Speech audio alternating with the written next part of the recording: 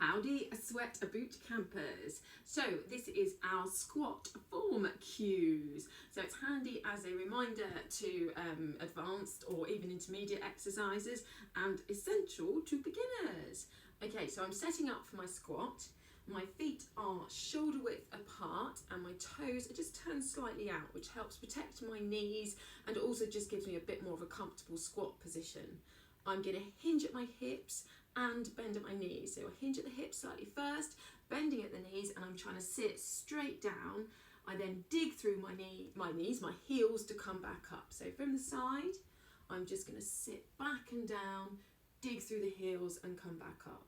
So handy things to think about is that I'm rooting into the floor.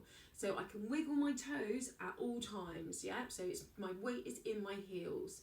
So I'm sitting back, dig through the heels, come back up.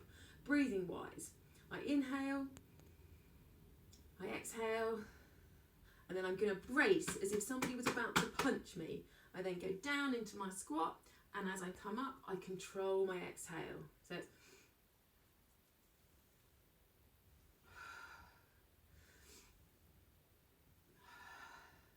So common things that can go wrong or things to account for is you don't want your knees to be caving in, yeah? So you want to just think about pushing out slightly with those knees, and you want to try and keep the knees behind the toes. So they travel out in the same direction as your toes, but you're not coming forward like this. Your hips have got to come back. You've got to shoot the weight back, not quite that much. Shoot your way back and get the weight into them there. Okay, other things to think about is you want to pause at the bottom, yeah? So come down, pause, dig through the heels, come back up. So you might have got your dumbbells, yeah? In which case we're just going in for our standard squat and back up. Squat and back up. Or you've got a squat thrust with your dumbbells on your shoulders. So good, so dig through the heels, explode from the bottom of the movement. So you want to press from the bottom, yeah? If I try and press from here, it's all in my shoulders. My shoulders aren't particularly strong, so I want to get it from the bottom and explode up. So squats are really good for working your glutes, your hamstrings, your quads, but also really good for working your core. So one handy hint is sometimes to try and face a wall, yeah? So if I was doing a deadlift, my bottom would be hitting back to the wall.